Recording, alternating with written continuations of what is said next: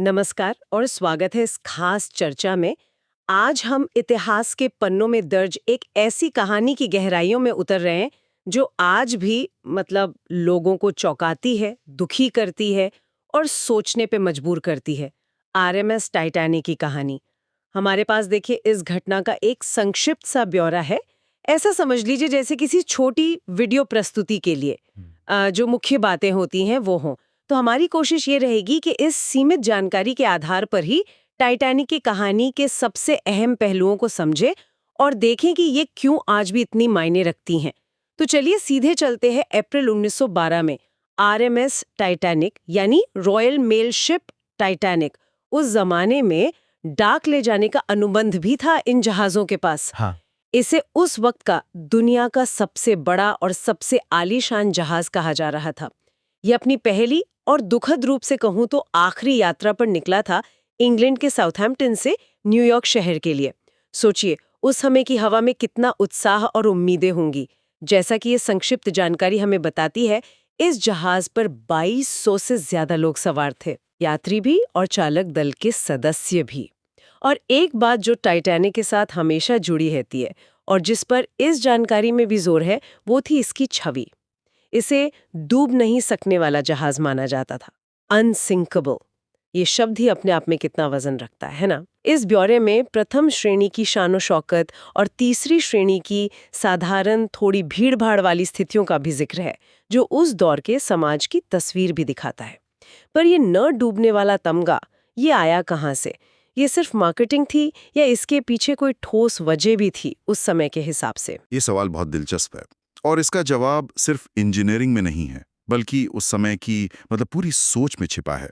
देखिए, 19वीं सदी का अंत और 20वीं सदी की शुरुआत का जो दौर था, वो औद्योगिक क्रांति के चरम का समय था। इंसान को अपनी तकनीकी काबिलियत पर जबरदस्त भरोसा होने लगा था। बड़े-बड़े पुल बन रहे थे, ऊंची इमारतें खड़ी हो रही थीं, नई-नई मशीनें आ रही थीं। माहौल कुछ ऐसा था कि लगता था इंसान अब प्रकृति पर विजय पा ही लेगा। टाइटैनिक वो इसी सोच का प्रतीक था। उसे बनाने में बेहतरीन मटेरियल और उस समय की सबसे उन्नत तकनीक इस्तेमाल की गई थी। उसमें वो वाटर टाइट कंपार्टमेंट्स थे, मतलब ऐसे हिस्से जो पानी भरने पर बाकी जहाज से अलग हो सके। तो कागज पर हाँ, ये डिजाइन वाकई बहुत सुरक्षित लगता था। तो ये अनसिंकेबल का दावा सिर्फ खोखला नहीं था, ये उस समय की इंजीनियरिंग पर अटूट विश्वास और शायद हाँ, थोड़ा अहंकार भी कह सकते हैं, उसका नतीजा था। जैसा कि ये उपलब्ध जानकारी भी आखिर में इशारा करती है, ये मानवीय महत्वाकांक्षा का चरम प्रदर्शन था। हाँ, ये बात समझ आती है। मतलब ये सिर्फ एक जहाज नहीं था, ये उस पूरे युग की महत्वाकांक्षाओं और आत्मविश्वास का एक तैरता हुआ प्रतीक था। और इसी जानकारी में जो प्रथम और तृतीय श्रेणी के यात्रियों का हल्का सा जिक्र है, वो भी इसी कहानी का एक हिस्सा लगता है ना। एक तरफ वो ऐशो आराम जिसकी कल्पना करना मुश्किल है, और दूसरी तरफ वो लोग जो शायद एक बेहतर जिंदगी की तलाश में सब कुछ दांव पर लगाकर इस जहाज पर चढ़े थे। ये छोटा सा जिक्र भी उस समय के सामाजिक ताने बाने की तरफ इशारा करता है। बिल्कुल, वो जहाज उस समय के समाज का एक छोटा सा मॉडल ही था, आप कह सकते हैं। प्रथम श्रेणी में दुनिया के कुछ सबसे अमीर और प्रभावशाली लोग थे, उद्योगपति, कलाकार, अभिजात्य वर्ग के लोग। उनके लिए ये यात्रा विलासिता और सामाजिक प्रतिष्ठा का प्रतीक थी। दूसरी तरफ तृतीय श्रेणी में ज्यादातर वो अप्रवासी थे जो अमेरिका में एक नई शुरुआत करने जा रहे थे। उनके लिए ये जहाज उम्मीद का एक जरिया था। इस संक्षिप्त विवरण में भले ही ज्यादा विस्तार ना हो, लेकिन ये विरोधाभास, अत्यधिक अमीरी और साधारण लोगों की उम्मीदें एक ही जहाज पर एक साथ होना, ये टाइटैनिक की कहानी को और भी ज्यादा मार्मिक बना देता है। उनकी महत्वाकांक्षाएं अलग थीं, उनके अनुभव अलग थे और दुर्भाग्यवश बचने की संभावनाओं पर भी सामाजिक विभाजन का असर पड़ा, जैसा कि बाद की घटनाओं से पता चलता है। ये वाकई सोचने वाली बात है कि कैसे एक ही ढांचे के अंदर इतनी अलग दुनियाएं थीं। लेकिन ये सारी उम्मीदें, ये सारा आत्मविश्वास, ये भव्यता, सब कुछ हिल गया 14 अप्रैल 1912 की रात को। उत्तरी अटलांटिक का वो ठंडा अंधेरा समंदर। जानकारी के अनुसार जहाज एक हिमखंड से टकरा गया। हिमखंड से टकराया। अक्सर फिल्मों में या कहानियों में इसे एक जोरदार टक्कर की तरह दिखाया जाता है। पर शायद असल में ऐसा नहीं था। कई रिपोर्ट्स बताती हैं कि टक्कर शायद उतनी जोरदार महसूस भी नहीं हुई थी शुरू में। पर इस स्रोत के मुताबिक नुकसान मामूली नहीं था, जहाज को भारी नुकसान हुआ। यहीं से वो कहानी शुरू होती है जिसे हम सब जानते हैं, लेकिन जिसकी असल भयावहता शायद हम पूरी तरह कभी समझ नहीं पाएंगे। हाँ, और यहाँ एक और दिलचस्प पहलू है जिस पर ये जानकारी रोशनी डालती है। भले ही संक्षेप में, टक्कर के फौरन बाद अफरा तफरी नहीं मची। ऐसा नहीं हुआ कि जहाज तुरंत डूबने लगा हो। नुकसान धीरे धीरे असर दिखा रहा था। वो वाटर टाइट कंपार्टमेंट्स जिन पर इतना भरोसा था, वो डिजाइन से ज्यादा नुकसान झेल गए थे। शुरू में शायद चालक दल को भी पूरी स्थिति की गंभीरता का अंदाजा ठीक से नहीं लगा होगा। ये उस अनसिंक्टेबल वाले आत्मविश्वास और धीरे धीरे सामने आती कड़वी सच्चाई के बीच का बड़ा नाटकीय विरोधाभास है। पहले लगता है कि शायद सब नियंत्रण में है, शायद जहाज बच जाएगा, और फिर एहसास होता है कि हालात कितने गंभीर हैं। ये जो धीमापन था डूबने की प्रक्रिया में, इसने शायद उस रात के खौफ को और बढ़ाया होगा। और इस धीरे धीरे बिगड़ती स्थिति में एक और भयानक सच सामने आया, जिसका जिक्र इस ब्यौरे में साफ तौर पर है। जहाज पर पर्याप्त जीवन रक्षक नौकाएं नहीं थीं। ये बात आज भी हैरान करती है कि इतने बड़े, इतने आधुनिक माने जाने वाले जहाज पर इतनी बुनियादी सुरक्षा व्यवस्था में कमी कैसे रह गई। इसका नतीजा क्या हुआ?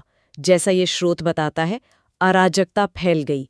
लोग अपनी जान बचाने की कोशिश कर रहे थे, लेकिन साधन कम थे, और वो विशाल रोशनी से जगमगाता जहाज वो धीरे धीरे अंधेरे बर्फीले पानी में समा रहा था, धीरे धीरे डूब रहा था। उस मंजर की कल्पना करना भी मुश्किल है। ये जीवन रक्षक नौकाओं की कमी वाला बिंदु, ये त्रासदी के पैमाने को समझने के लिए बेहद जरूरी है। ये सिर्फ नियमों की अनदेखी या गलत हिसाब किताब का मामला नहीं था। ये सीधे सीधे उस अति आत्मविश्वास से जुड़ा था जिसकी बात हमने पहले की थी। सोच ये थी कि टाइटैनिक इतना सुरक्षित है कि उसे कभी खाली करने की नौबत ही नहीं आएगी। अगर जरूरत पड़ी भी तो दूसरी कश्तियां आकर मुसाफिरों को बचा लेंगी। इसलिए नियमों के तहत जितनी न्यूनतम नौकाएं चाहिए थीं, उससे थोड़ी ही ज्यादा रखी गईं, जबकि जहाज पर सवार लोगों की संख्या के हिसाब से वो बिल्कुल नाकाफी थीं। ये दिखाता है कि कैसे तकनीक पर जरूरत से ज्यादा भरोसा हमें अंधा बना सकता है, हमें बुनियादी सावधानियों को नजरअंदाज करने पर मजबूर कर सकता है। ये सिर्फ एक चूक नहीं थी, ये उस पूरी मानसिकता का परिणाम था जिसने टाइटैनिक को बनाया था। और जब अराजकता फैली तो पहले महिलाएं और बच्चे जैसे नियम भी पूरी तरह लागू नहीं हो पाए, खासकर शुरुआती दौर में। कुछ नौकाएं तो आधी खाली ही रवाना कर दी गई। सोचिए, ये सुनना भी कितना दुखद है। ये अति आत्मविश्वास, ये सामाजिक भेदभाव, ये अपर्याप्त तैयारी, इन सब का अंत बहुत ही भयानक हुआ। आखिरकार 15 अप्रैल 1912 की सुबह के ठंडे अंधेरे घंटों में वो न डूबने वाला जहाज अटलांटिक महासागर की गहराइयों में समा गया। और सबसे दर्दनाक बात, जैसा ये ब्यौरा हमें याद दिलाता है, इस हादसे में 1500 से ज्यादा जानें गईं, 1500 से ज्यादा जिंदगियां, उम्मीदें, कहानियां, सब कुछ उस बर्फीले पानी में खो गया। ये इसे इतिहास की सबसे घातक समुद्री आपदाओं में से एक बनाता है, खासकर शांतिकाल में हुई दुर्घटनाओं में। बिल्कुल। और सवाल उठता है कि 100 साल से ज्यादा बीत जाने के बाद भी टाइटैनिक हमें इतना क्यों आकर्षित करता है?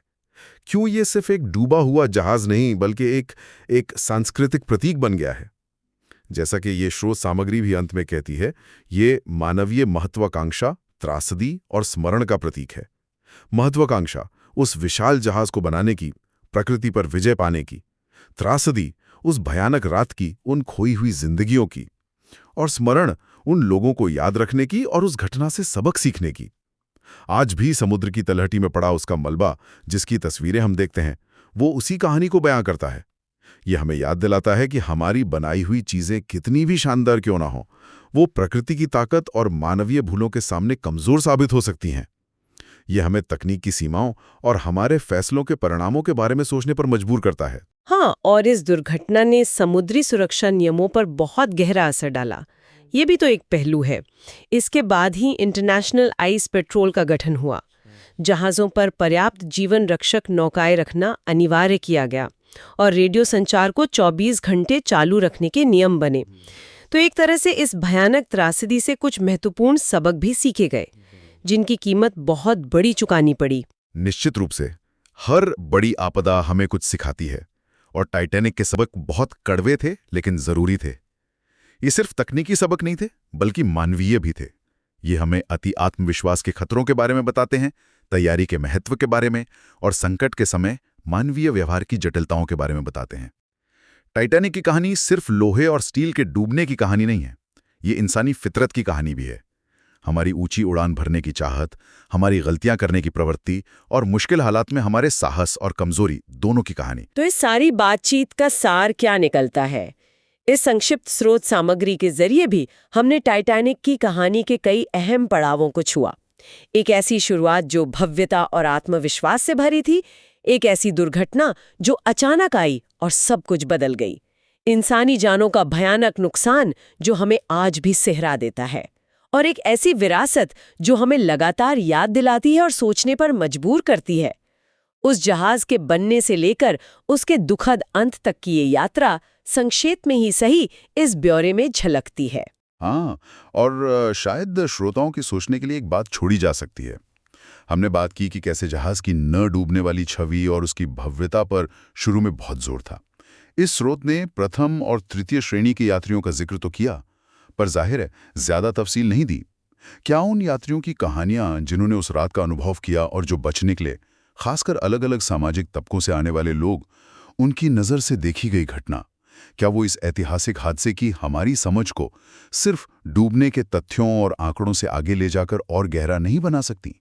क्या उनकी व्यक्तिगत कहानियां उस मानवीय महत्वाकांक्षा और त्रासदी के प्रतीक को और ज्यादा मानवीय चेहरा और ज्यादा परतें नहीं देंगी, जो शायद इस तरह के संक्षिप्त विवरणों में कहीं खो जाती हैं?